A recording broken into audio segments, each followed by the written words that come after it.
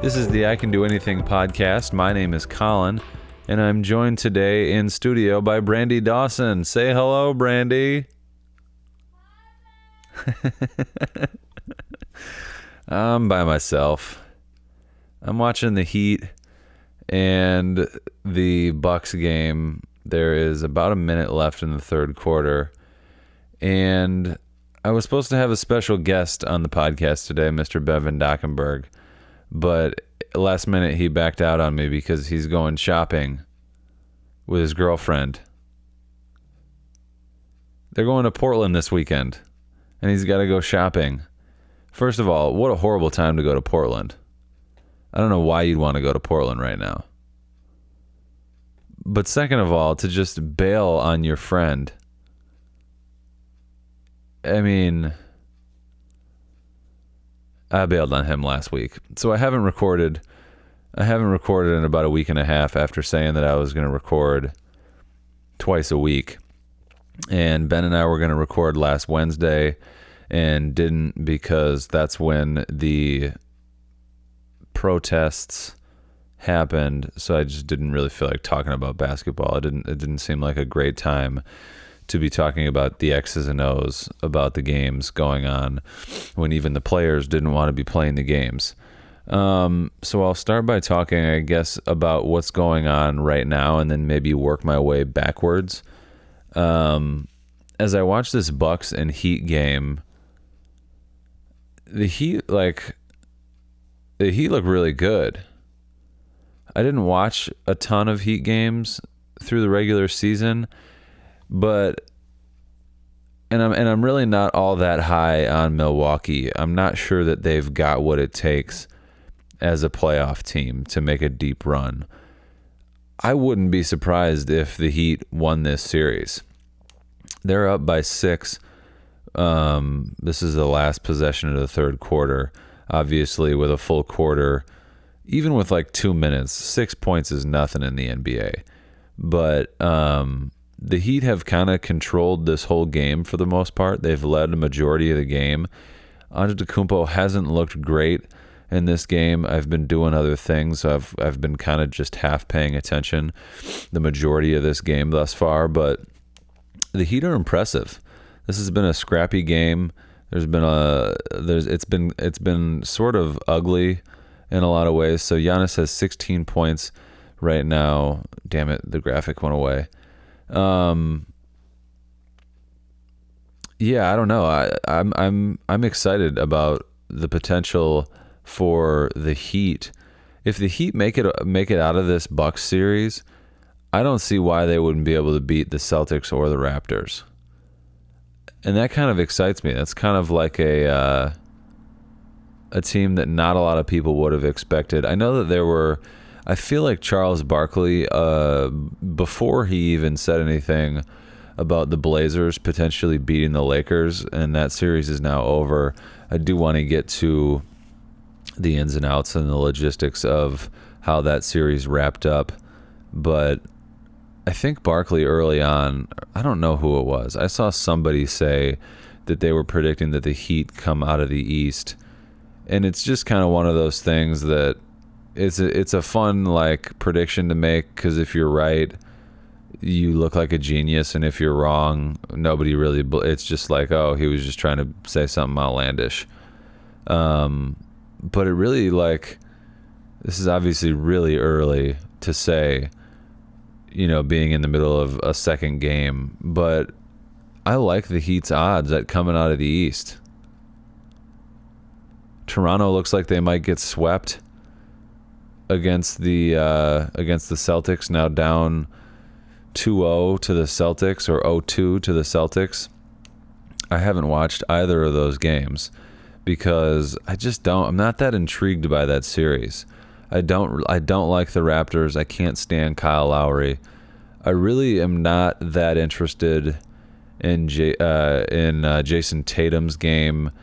Kemba Walker is fun to watch, but he's not like must-see TV. I don't know. I'm not that. Jason Tatum is obviously really good and is going to be a future all-star for many years in the NBA, but there's something about his game that doesn't excite me. Something about the way he moves it's just not that visually appealing. There's certain players that are just fun to watch just because of the way they dribble and the way that their body moves around the court. For some reason, Jason Tatum doesn't do it I always want to say Jalen Tatum and Jason Brown, or Jason Tatum, which is right, and Jalen. I don't know. I always get those two mixed up, and want to like mix the last names and the first names. But Jason Tatum, I almost just did it again, just doesn't excite me. So the other game that's taking place tonight is Game 7 of the Thunder and Rockets series. I watched the entirety of that game today, even though it happened a couple of days ago. And I guess it was 2 days ago, or 2 days ago now. And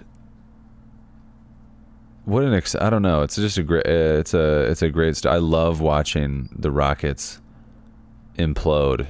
It's so great. Russell Westbrook had a late turnover at the end of the game, just trying to do too much.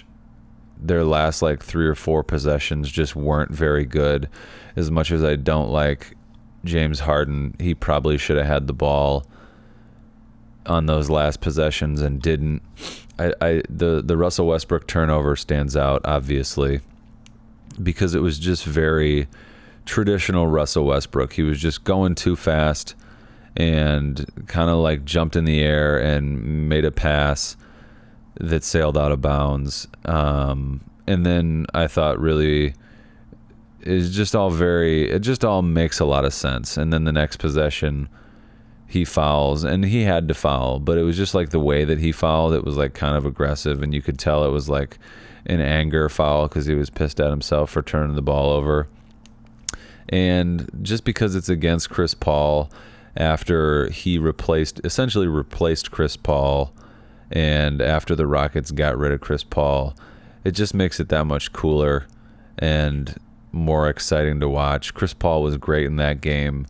It's really cool to see him like coaching up this, and who knows what's going to happen even next year. Like, let's say that they beat the Rockets tonight in Game 7. This is very likely not going to be posted tonight. It'll probably post tomorrow, so the game will already be over and you'll already know the results.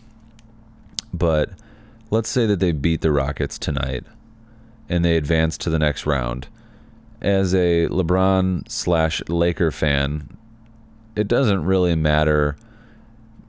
At the beginning, when the Thunder were making a series out of this thing, I was kind of like, fuck, that'd be really nice if the Thunder won this series, because that would just make it easier for the Lakers and LeBron. But now I just kind of feel like either way, like if the Rockets can't beat the Thunder,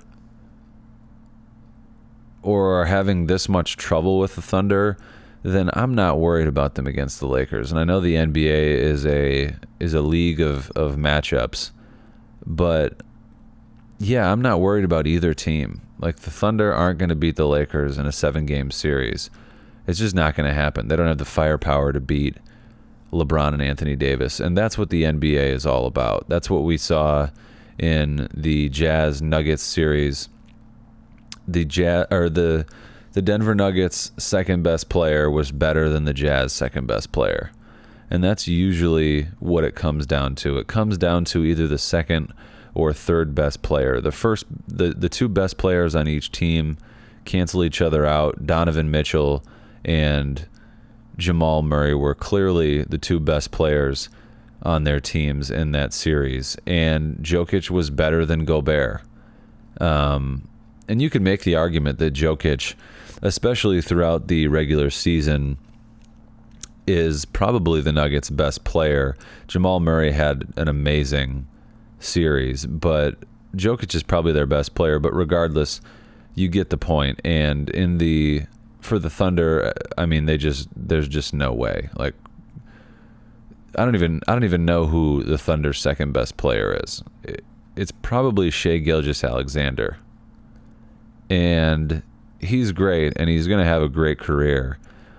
But yeah, it's not going to cut it against LeBron and Anthony Davis.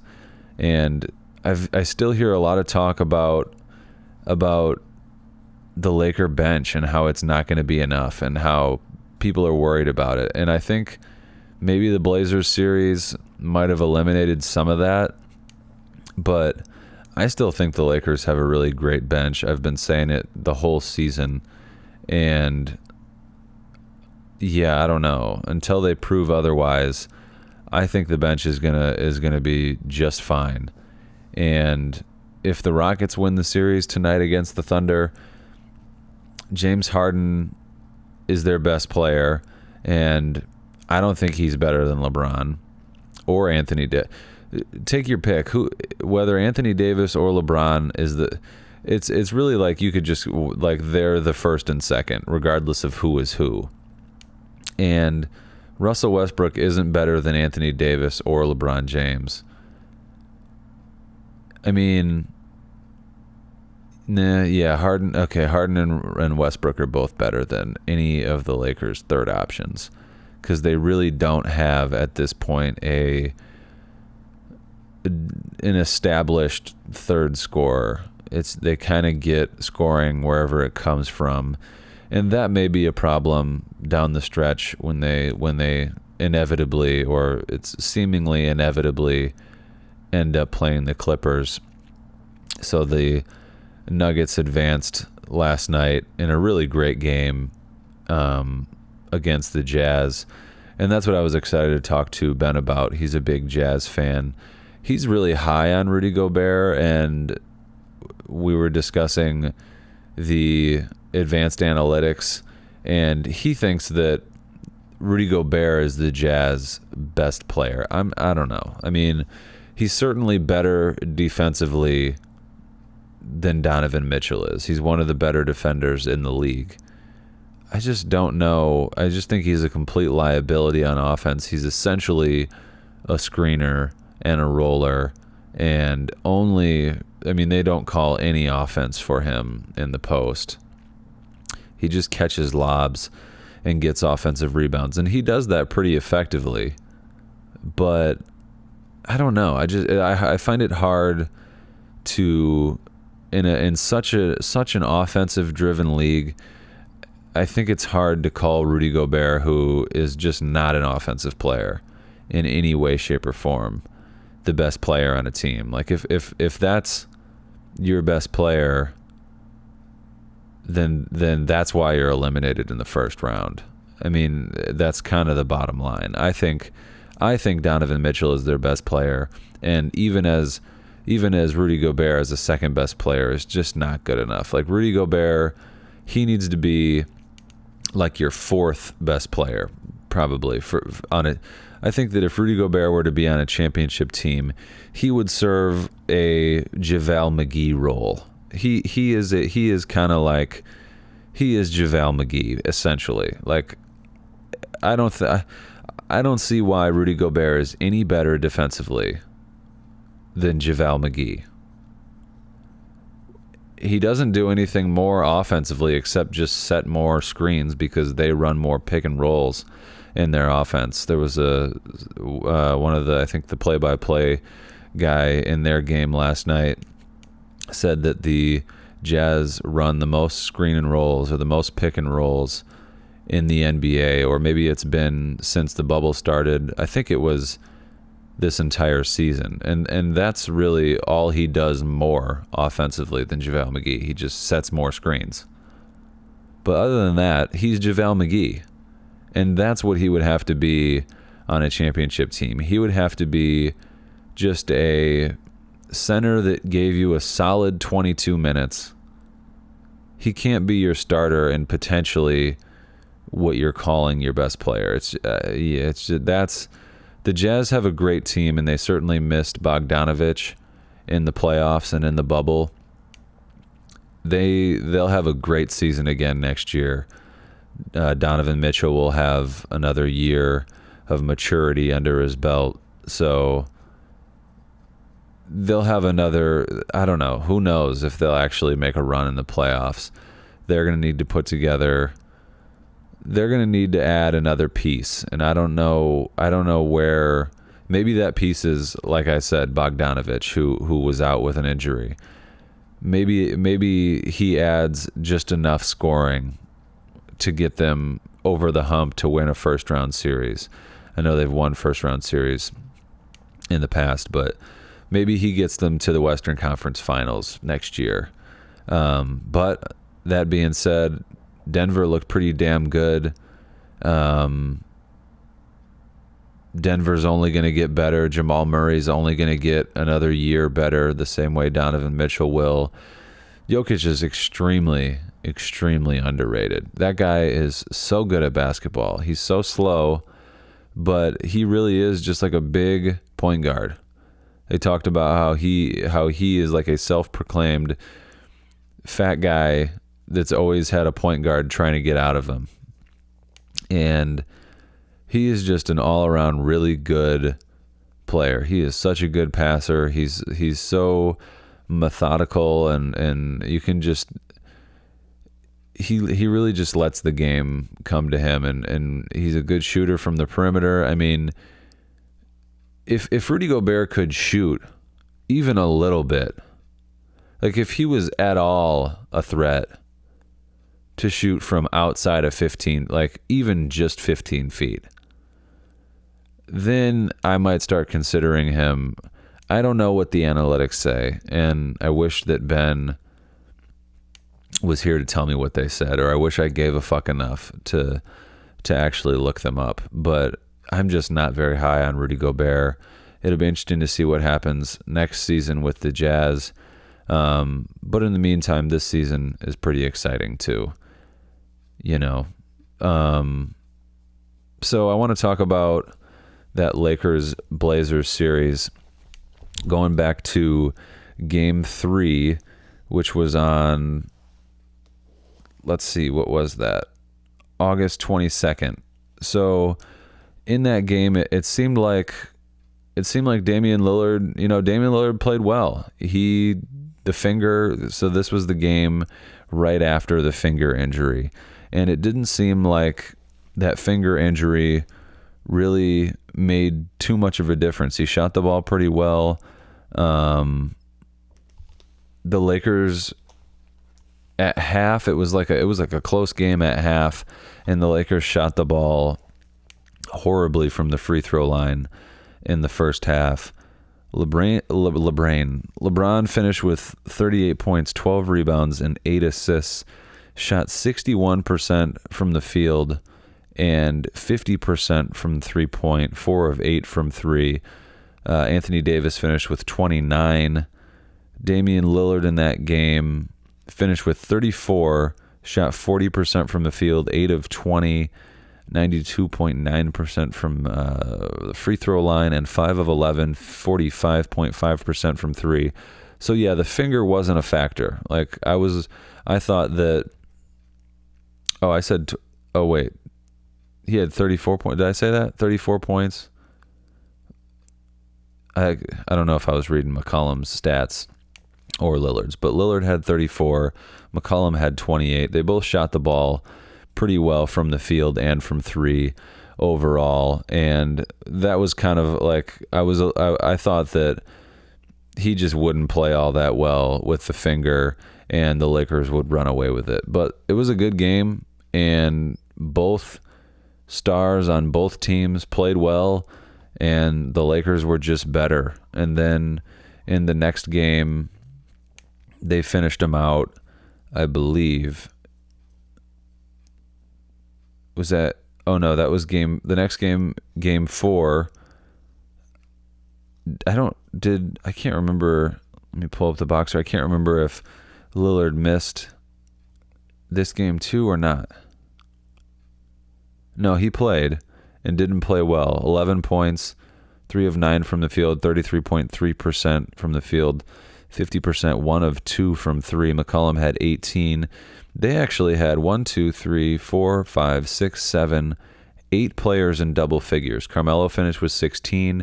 Nurkic, who had a really great series, he impressed me a lot. I hadn't really at length watched Nurkic play, especially coming off that really gruesome leg injury. He's a great player, man. He is a solid, again, not going to be a second best player on a championship team, but he is a really solid, like, third, or like a Kevin Love type, like a nice third scoring option, probably better suited as a fourth scoring option on a championship level team. But in that game, LeBron was really great. This was where he was really, really efficient. 30 points, 6 rebounds, 10 assists, 83.3% from the field, 10 of 12, 75% from the free throw line, which is great for LeBron. 4 of 5 from 3, 80% from 3. Anthony Davis finished with 18. They got 14 from Danny Green, 12 from Caldwell Pope, 18 from Kuzma. Dwight Howard played well off the bench, had 13 points and 8 rebounds, and no blocks. I thought he had. And they won that one kind of running away, and that was kind of when you knew the series was over. And then they announced that Lillard wasn't going to play in Game 5. And then that game was supposed to be on Wednesday. They canceled the games, and then it was this past Saturday over the weekend. And with Lillard out, they still put up a pretty good fight. Nurkic had 10. That's rebounds. Carmelo played well, had 27 points. Nurkic had 16. McCollum played really well, 36 points for McCollum, 52% shooting from the field, 13 of 25, 42.9, 3 of 7 from the three-point line. But Anthony Davis and LeBron James were just far too much.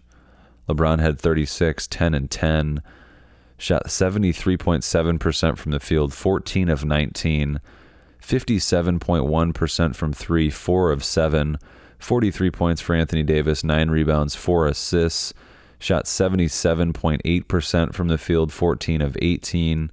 LeBron was 100% from the free throw line, 4 of 4, which is huge. I'd like to see him go like 8 of 8 from the free throw line, or like 7 of 8 from the free throw line. Anthony Davis, 4 of 6 from 3, 66.7%. So they were both extremely efficient on high scoring nights. Ooh, an elbow from Adebayo on Chris Middleton. Yeah, this has been a chippy game. This one's down into the. Oh wow, that was hard. And he really is just like kind of clearing space, but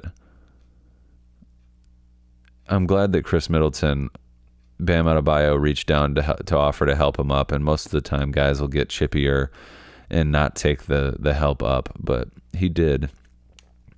I think he recognizes that he was. I don't know. It's hard to tell intent, but they look at these replays for far too fucking long, man. The Lakers didn't get a ton in that final game from the rest of the team. 14 from Caldwell Pope, 8 from Kuzma, 7 from Caruso, 11 from Howard off the bench. But the big two were very fucking impressive. Yeah. I don't know. I don't know. It still seems like people, that's just natural. People are going to naturally shit on what they consider to be the pile-on team. And they kind of did pile on a little bit. I don't know. This is what it takes in the NBA to win. It's like I keep saying, Nurkic would be a great fourth scorer, but he can't be your second best or your third best scorer. You're not going to win a championship when Nurkic is your third best scorer. You're not going to win a championship with Rudy Gobert as your what you consider your best player, or even your second best player. Guys like that, it takes stars. Guys like that have to be your fourth best player, and I'm just glad that Anthony Davis has the ability to understand that you got to play with other good players. And if it takes going somewhere else, I don't really understand people that knock that kind of thing. But damn, I can't wait. I really want the fucking Thunder to beat the Rockets tonight so bad. Not just because I think it'll be easier for the Lakers. Again, I think it'll be easy for the Lakers, whoever wins tonight, just because I think the Rockets are just so self-destructive.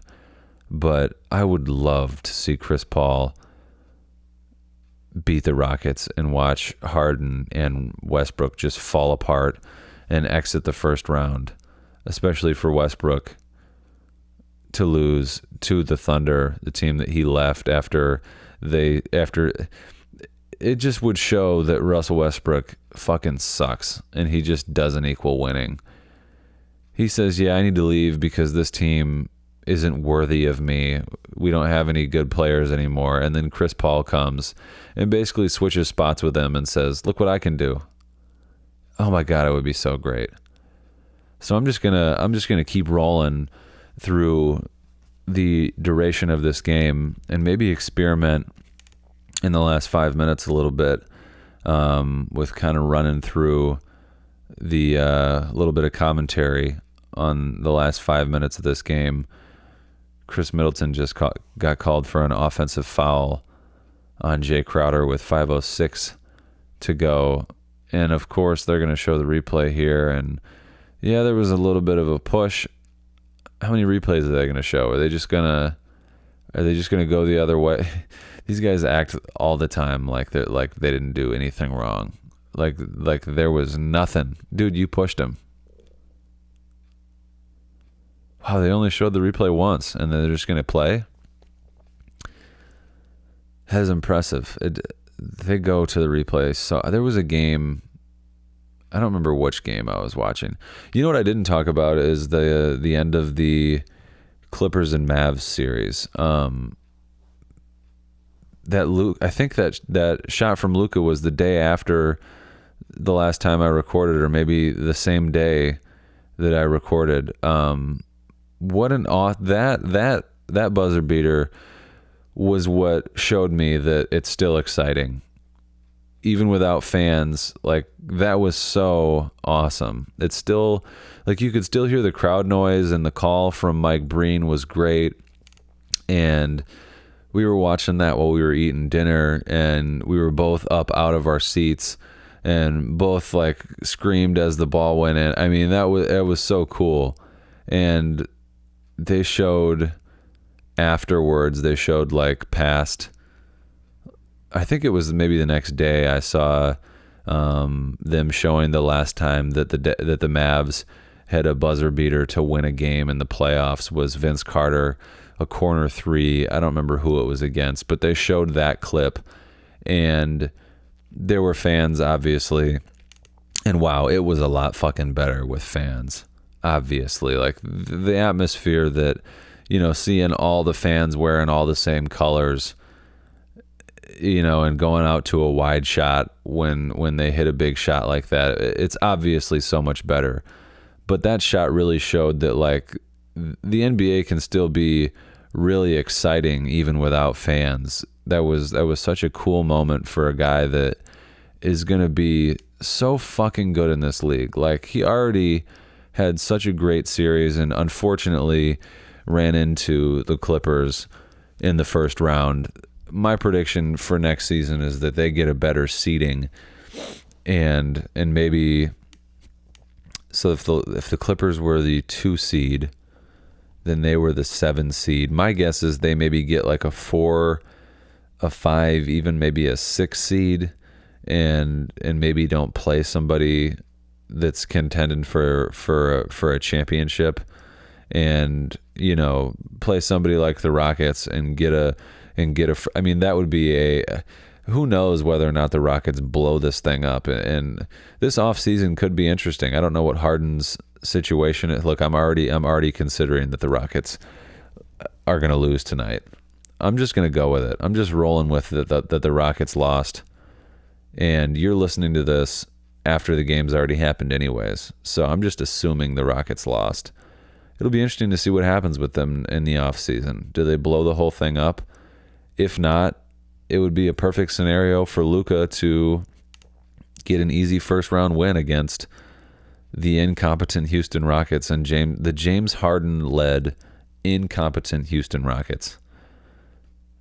And Russell Westbrook just adds to the incompetence. It's just a recipe for disaster in Houston, especially when you add Daryl Morey, who was the king of the advanced analytics and really ushered in that era of the NBA, or at least, I don't know, maybe that's giving him too much credit. He at least has built a team now based off of analytics. And maybe he's showing that that's not the way to do it. Maybe he's showing that building a team based off of analytics isn't going to cut it, especially when you've got two guys who, I don't know, there are moments where those guys, and it's all that Russell Westbrook talks about is winning. All he talks about is wanting to win. I just don't see it. I don't know. It's just two guys that, in my opinion, I just want to put up numbers and pile on the stats and look cool, and don't really, I don't know. I'm sure they want to win. I'm sure that they do want to win. I just don't know if they want to win more than they want to be the MVP or have a triple-double or get a cool dunk, or I don't even know, or sell shoes. Who knows? Obviously, I can't judge what's going on in their head, but I feel like I've seen enough. I feel like I've seen enough to get a pretty good gauge on not building a team around James Harden and Russell Westbrook. That was a long commercial break. That was a really long commercial break. Maybe it wasn't, but I feel like I was just watching a commercial for 3 minutes.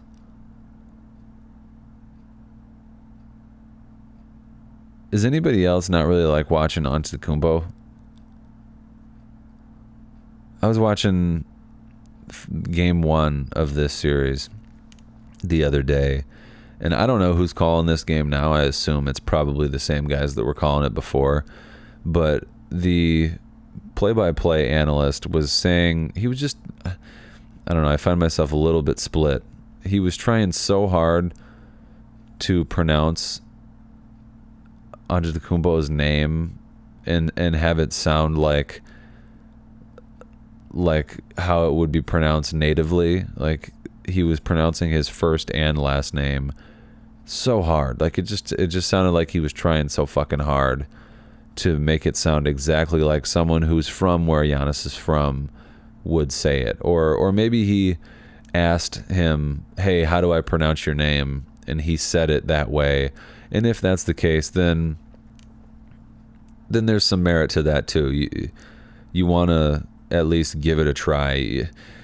Yeah, I don't know. You don't want to just be the white guy that just doesn't even try to say, a Hispanic name or a name from any other origin, really, other than like fucking England or any European country, with no flavor in their name.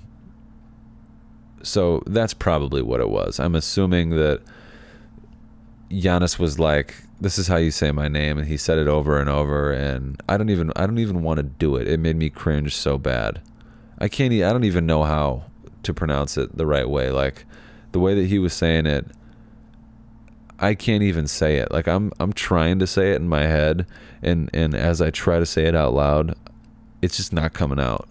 It was bothering me so much. I had to turn the volume down in the last game and just watch it without listening to the play-by-play. It was really bothering me a lot. This game is taking for fucking ever. They went to another commercial break because of a fucking replay or something. I really wanted to do a nice solid 5 minutes, but you know that 5 minutes of basketball time is never 5 minutes of real time. I wanted to do a nice solid 5 minutes, and maybe something cool would happen live on the I Can Do Anything podcast. Should I get into an ad read maybe? Should I read a little bit from our advertisers here at the I Can Do Anything podcast? They've come back from commercial break. I'll get to at their next advertising break. I'll take an advertising break.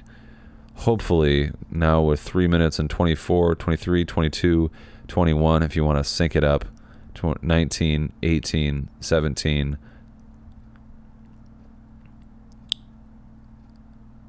The Heat are up 8, and it'd be interesting to see who on the Bucks steps up, because I don't know if Antetokounmpo, I don't know. He's obviously not the shooter that you like. Most guys who are, you know, like a closer in the NBA, they've got the ability to make shots from like pretty much all around the court. Antetokounmpo really doesn't have that ability. He pretty much has to get into the lane, and if you give him space and create a wall with other people, you can force other guys to make shots, and the Bucks certainly have people who are capable of making open shots in big situations.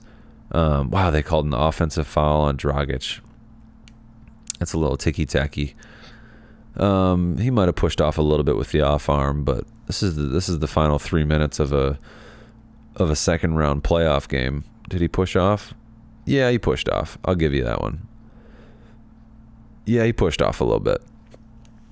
It'll be interesting to see though who steps up for the Bucks. They're running credit to a lot of NBA teams, especially late in the clock, late in games like this. They'll just not even really run offense.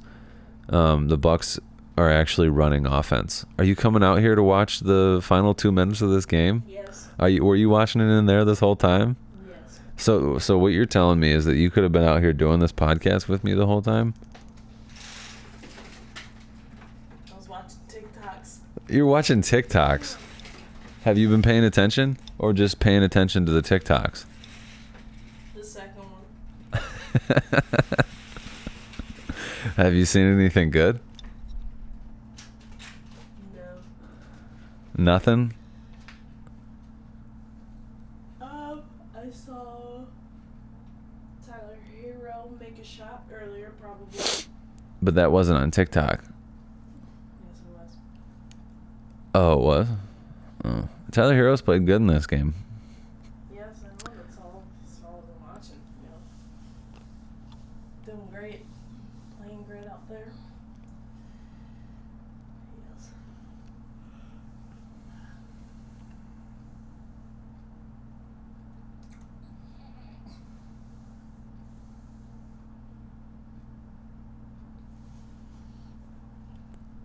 You're pausing for a long time. Yeah, I'm pulling up the box score here for this game. I'm sorry that I paused for so long. Did I lose any of you? Did you check your phone or whatever device you're watching on to see whether or not maybe the podcast had paused? Why did I say that? The podcast? Like I was talking, the Bucks really, maybe it's a good thing that they don't like just go to any one person specifically. It's just been kind of whoever ends up with the ball takes a shot. So they've got Antetokounmpo on the post. They double team him immediately. What'd they call? It sort of sucks not having the audio on. Want me to turn that off? No, don't do it. They call the foul. So Antetokounmpo goes to the free throw line. Will he airball a free throw? He is like surprisingly horrible at the free throw line. He makes the first, cuts the lead to, I'm so fucking bad at math. What is that? Okay, that's 8. Did he airball there? No, he didn't airball. Will he airball the second? 2 for 2. Okay, it's a 7-point game. Goran Dragic brings the ball up the floor.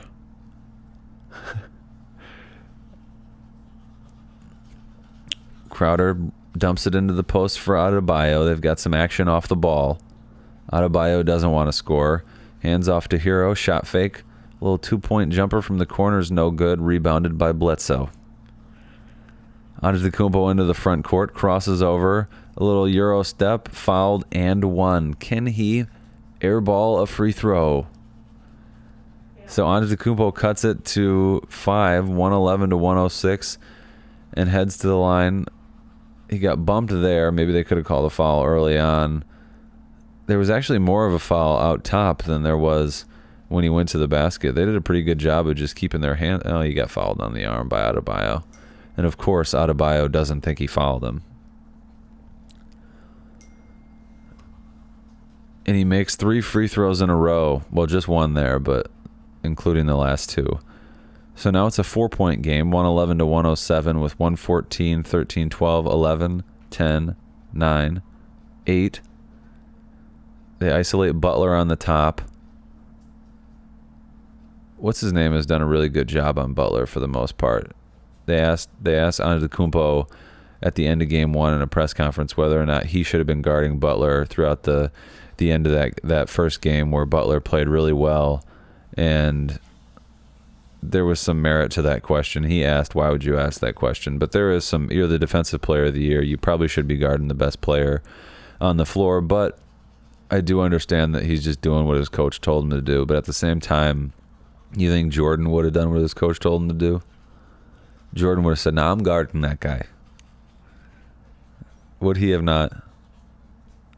He would have. She's brushing her teeth. She can't say anything. I'm so disappointed in you for not being on this podcast. I knew it. If you knew it, then why'd you do it? You knew I was going to be disappointed, and you decided to be in the other room anyways. You've been listening to me this whole time. And you knew you weren't going to fall asleep because you can't fall asleep without me. I know, so hurry up. I have to go to sleep soon and I can't do it without you. He almost airballed the first free throw, I think, or he just missed pretty badly. Wait, why is he shooting 2 free throws? I think I missed a possession.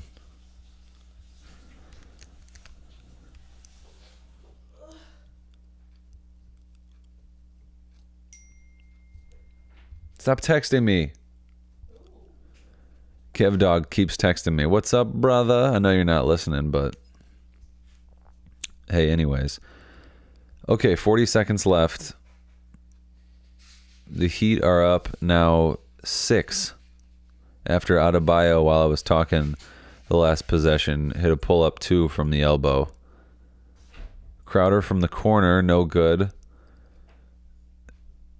They're going to have a couple more possessions here unless... Oh, God. Okay, so Dragic just knocked the ball away from Chris Middleton in transition. And now, of course, they got to go look at it because it's a close play. There was a play last night towards the end of the Jazz and Nuggets game that could have changed. It could have changed the outcome of that game. It ended up being a 2-point game, but on Rudy Gobert's dunk, and I think was what was their second to last possession, where Conley alley-ooped it to him and he dunked. He clearly got hit in the face by, I think it was Joe Ingles. No, Joe Ingles is on his team. Another white guy that played for the Nuggets.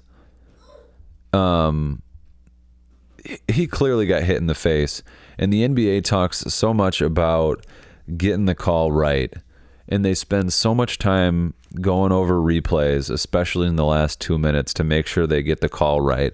And in a lot of cases, in game 1 of this Bucks and Heat series, there was a call where Jimmy Butler was receiving an inbounds pass, and Chris Middleton knocked the ball away from him. And as he knocked the ball away, in real time, you would just say that Chris Middleton knocked the ball out of bounds because he did. He caused the ball to go out of bounds. But the reason that they didn't say that it either would have been a Chris Middleton foul or it's the Heat ball. And the reason the call on the floor was that they gave the Heat the ball, because you might as well just give them the ball rather than calling the foul. But they didn't call the foul, so then they go review it and they see that, oh, it did at the very last second go off of Jimmy Butler's fingers, and they ended up giving the ball to the Bucks. So that's what they're reviewing here. Did Dragic hit the ball out, or did Middleton hit the ball out? And I'm sure they've viewed it a bunch of times. But what I was saying with the Jazz and the Nuggets last night is, like, it's so easy, especially because after that play, one of the teams called a timeout. So it was immediately after that a dead ball. They could have very easily just had somebody in the replay center. There's fucking hundreds of guys in the replay center. Okay, there's not hundreds. There's like 4. Or even if there's 2. Somebody in the replay center just buzzes down to an earpiece. How many times do I have to fucking say this on this podcast? You just buzz down to a fucking earpiece in the lead ref's ear and say, dude, that was a foul. And then you shoot the free throws, or one free throw in this case. Hey, buddy, you got the call wrong. That was a foul. He should be shooting free throws. The ref blows his whistle and stops the play. It was a dead ball. Would have been really easy to just go, oh, missed that one. We're shooting a free throw. And instead, the Jazz are only down 1 instead of down 2. If he makes the free throw. And I believe the following possession, Jokic hit or maybe it was, I don't know. Jokic hit a really odd little hook shot. I don't remember what happened after that, but regardless, it could have changed the outcome of the game. And it just goes in the face of what the NBA says. They say they want the right call, but then in certain situations, even in the last 2 minutes, they don't get the right call. It's weird. 15 seconds left. Antetokounmpo just got an easy dunk at the rim. 113 to 109. They'll immediately foul. Oh wow! They got a steal. They trapped Butler and he threw it right back at the basket. And Lopez stole it and laid it in. It's now that was really fucking stupid. Throw it down the court, not right at your basket. That was dumb as fuck. They had him trapped, and I thought they were just going to foul immediately. They did a good job to just not foul, and they kind of did. They like kind of forced him out of bounds. So in a way, I don't know. I guess he's getting pushed on the back, and then he jumps out of bounds and throws it right back at his basket to Dragic, who is dwarfed by Brook Lopez. Lopez got a steal. Yeah, he's getting fouled he's got 2 hands on his back. He's being pushed out of bounds. Why is that not a foul? I know I just said the other trip that this is the playoffs, but you can only trap a guy if somebody's going out of bounds. They didn't just go out of bounds on, I guess the NBA does have a lot of guys that are trying to sell calls. So I don't know. Reffing is so fucking difficult, especially at this level. And these guys get so much shit from these players all the time.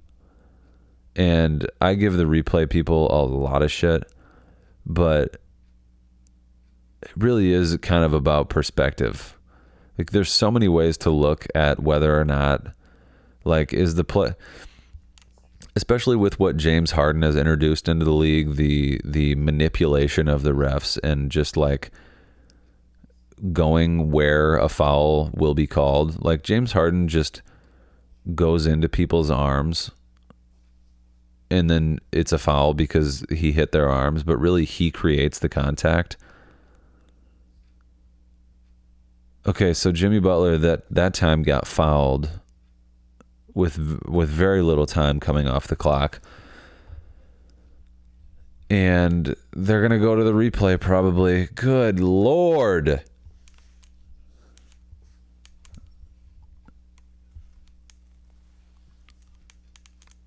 Okay, they didn't go to a replay. Thank goodness. If Butler hits both of these, it's game over. pretty much. If he hits both free throws, they can just not foul. The Bucks will probably go, well, he missed. Never mind. With 7.7, the Bucks probably could have got down in 4 seconds and got a layup and then fouled again, and then it probably would have been iced if he made both free throws. But he left the door open, and you know what else he left the door open for? A commercial break if he makes this free throw. I think regardless, both teams have a timeout left. So he makes the free throw. The Bucks call a timeout. And we go to an advertisement on the I Can Do Anything podcast as well. This episode of the I Can Do Anything podcast is brought to you by... Who's it brought to you by? I don't know. Witch Doctor. Witch Doctor. With Witch Doctor, you can cast the spirits out of your life with their easy-to-use mobile app available on all your devices and across mobile platforms. The app offers a wide variety of easy-to-perform spells that can help cure the most complex of issues in your life to the most simple. The app is actually very cool. I downloaded it and was able to get rid of a spirit that was turning on my Himalayan salt lamp in my bedroom on and off in the middle of the night. It even has some stories from witch history, like the story of Sybil Leek, one of the most famous modern witches, and excerpts from her books, such as A Diary of a Witch, or the story of Anne Boleyn, the second wife of Henry the VII of England, and her history with witchcraft that led to her beheading in 1536. Witch Doctor even has an additional in-app purchases like crystal balls, pointed hats, broomsticks, black cloaks, wands, and potions. Download Witch Doctor today, but be careful. You never know what magic powers you might find. Okay, 7.7 seconds left. They're about to inbound. This is probably going to be the last possession. I hope it's the last possession, but... Me too. Chris Middleton, he got fouled on a 3. Oh my goodness. Did Goran Dragic walk up under him? Of course, after the call, he's standing there with his hands up in the air, but were his hands actually up in the air? Oh yeah, dude, that's not a foul. Nope, not at all. Holy shit, that's not a foul. What is he supposed to do? And they're shooting the free throws. See, they can't even go fucking look at that. Why can't they buzz in from the replay center and be like, hey, no, that's wrong.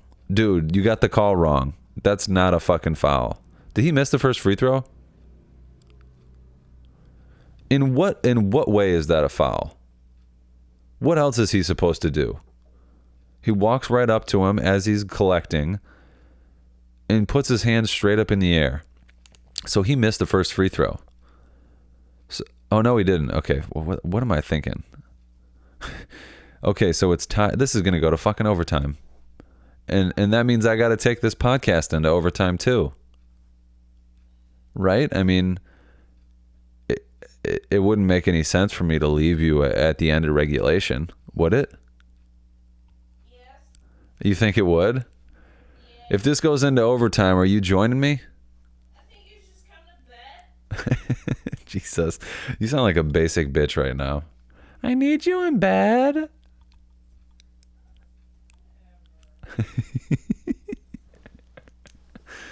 You're my basic bitch, though.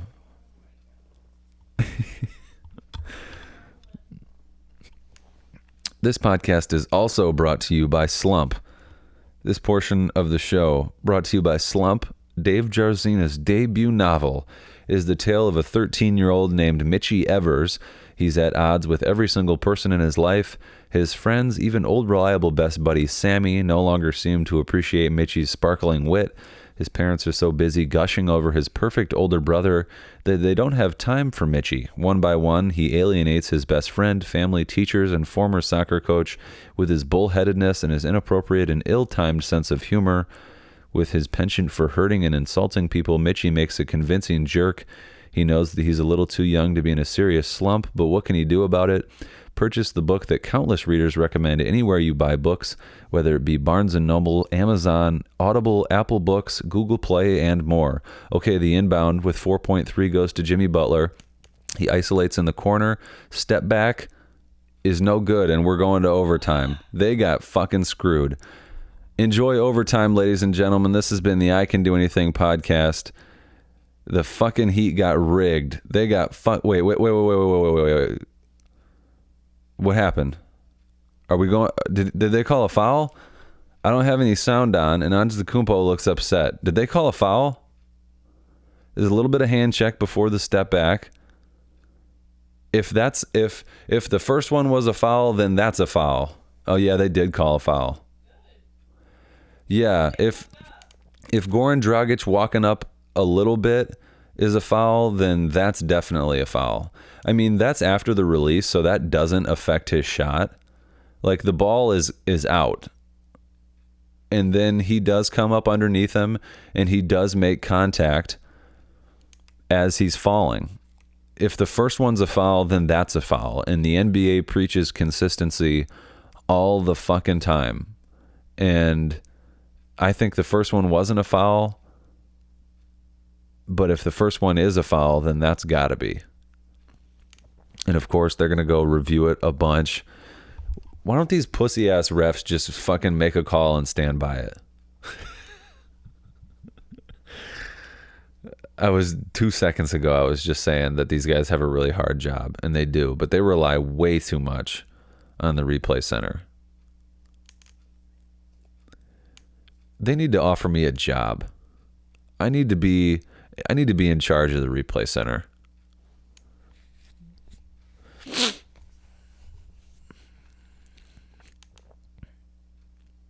I can't read lips.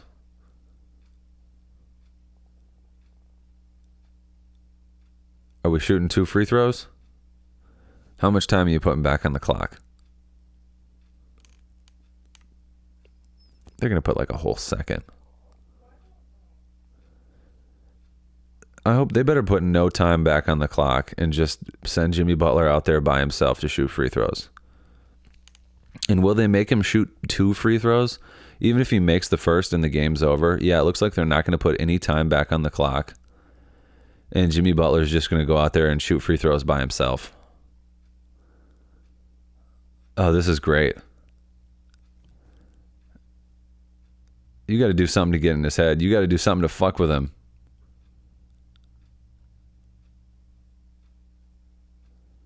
So if he makes the first, do they even shoot the second? He'll probably shoot the second for no fucking reason. My guess is if he makes the first, he'll just throw the ball at the rim for the second one and not care about it. He made it. Okay, well, yeah, the Heat deserve to win this game. Oh, he's going to actually shoot the second one. All right, Heat win, and they deserve to. The Heat go up 2-0. Could the Bucks and the Raptors get swept in their second round series? That would be fantastic. Thanks for listening to the I Can Do Anything podcast. Peace.